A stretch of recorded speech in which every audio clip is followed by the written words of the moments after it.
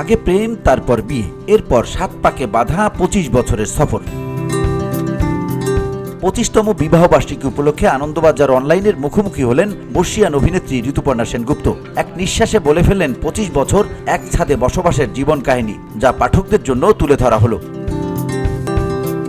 শুরুতেই বলি, নায়িকা জীবন খুব কঠিন। সেই জীবনের সঙ্গে অন্য পেশার কোনো মানুষের জীবন মেলানো আরো কঠিন। কোনোভাবে দুটি জীবন মিলে গেলে তার থেকে ভালো আর কিছুই হতে পারে না।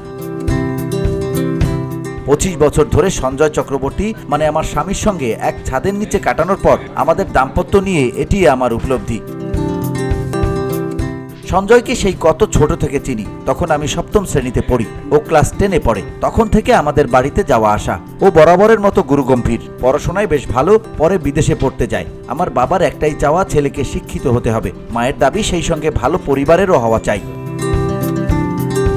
সঞ্জয় তাই যখন বাড়িতে এসে বিয়ের প্রস্তাব দিয়েছিল, তখন আমার মা বাবা দ্বিতীয়বার ভাবেননি। আরও কাণ্ড শুনবেন, যেদিন ও আমাদের বাড়িতে বিয়ের কথা বলতে এসেছিল সেদিন আমি বাড়িতে ছিলাম না, শুটিংয়ে ব্যস্ত ছিলাম। এই জায়গা থেকেই বলবো, নায়িকার সঙ্গে ঘর করা খুব সহজ কথা নয়। সঞ্জয়ও একই সাথে প্রচণ্ড ব্যস্ত, তবু সে একা হাতে নিজের বাড়ি, আমার বাড়ি সামলে গেছে। তাই বলি কি মনোমালিন্য হয়নি, কথা কাটাকাটি হয়নি, রাগে অভিমানে আমরা সাময়িক বিপরীত মেরুর বাসিন্দা হয়নি? সব হয়েছে, আবার সব মিটেও গেছে।